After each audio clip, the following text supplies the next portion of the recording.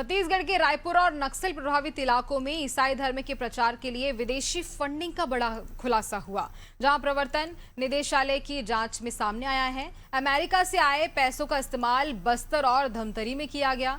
जांच एजेंसी के मुताबिक पिछले कुछ महीनों में करीब 95 करोड़ रुपए विदेशी डेबिट कार्ड के जरिए भारत लाए गए, जिसमें से 6.5 करोड़ रुपए इन इलाकों में खर्च किए गए। यह पैसा बिना FCRA रजिस्ट्रेशन के द टिमोथी इनिशिएटिव नामक संगठन की ओर से इस्तेमाल किया गया था।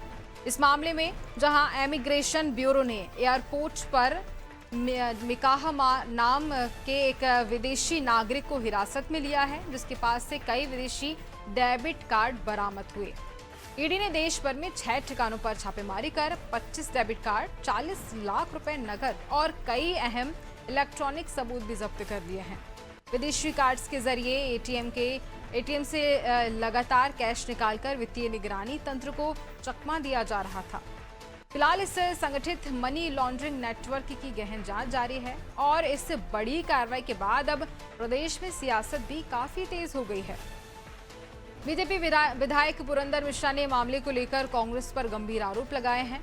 उन्होंने दावा किया है कि इस संस्था को कांग्रेस का खुला समर्थन प्राप्त है। वहीं कांग्रेस के सुशील आनंद शुक्ला ने आरोपों पर पलटवार किया है।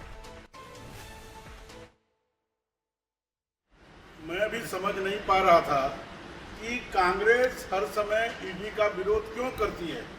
अभी समझ आ रहा है कि ये जो टीटीआई कंपनी विदेशी कंपनी है, न ये FCR में रजिस्टर्ड है और 95 करोड़ विदेशी मुद्रा आया और धमतरी और बस्तर में लगभग 6 करोड़ ATM से डेबिट कार्ड से पैसा निकाल के धर्मांतरण बढ़ाने के लिए, नक्सल को सहयोग करने के लिए कांग्रेस के सहयोग से ये सब काम करती रही है। यदि पैसे का कहीं गलत ट्रांजैक्शन हुआ है, अवैध ट्रांजैक्शन हुआ है, विदेश से कहीं गलत तरीके से धन आया है, तो इसको देखने की जवाबदारी ईडी की है। इसका मूल काम है। ये अलग बात है कि भारतीय जनता पार्टी पिछले कुछ वर्षों से, जब से उसकी सरकार बनी, ईडी को विपक्षी दलों को प्रताड़ित करने के लिए लगाती है। इसलिए ईडी पे सवाल खड़े होते हैं। अब ईडी का रिकॉर्ड देख लीजिए, उसने 100 केस किया, 90 केस विपक्षियों के लिए किया है। जहाँ तक छत्तीसगढ़ के धमतरी और कांकेर बस्तर के कुछ जिलों में पैसा निकालने का जो सवाल आया है, जिसमें ईडी ने कार्रवाई की है, निश्चित तौर पे इस मामले में यदि गूढ़ में जाइए तो 24 और 25 में सारे पैसे का ट्रांजैक्शन हुआ है, जब भारतीय जनता पार्टी की प्रदेश में सरकार थी। इसी खबर पर ज्यादा जानकारी लेंगे। सहयोगी शिवानी हमारे साथ लाइव जुड़ रही हैं। शिवानी, छत्तीसगढ़ में क्या हो रहा है? कई सारे मामले, भारतमाला योजना में जो गड़बड़ी की गई, इतना बड़ा प्रोजेक्ट था, उसमें गड़बड़ी, महादेव सट्टा, उसके बीच गड़बड़ी हुई और फिर उसके बाद शराब घोटाला हुआ, कई सारे ऐसे मामले। और अभी एक और नया मामला कि ईसाई धर्म प्रचार के लिए विदेशी फंडिंग आती थी। जी बिल्कुल, ये विदेशी फंडिंग को लेकर जो है अब यहाँ पर रायपुर में, छत्तीसगढ़ में पूरे जो है सियासत तेज हो गई है। लगातार जो है बीजेपी और कांग्रेस के बीच में एक दूसरे को वार पलटवार जारी है।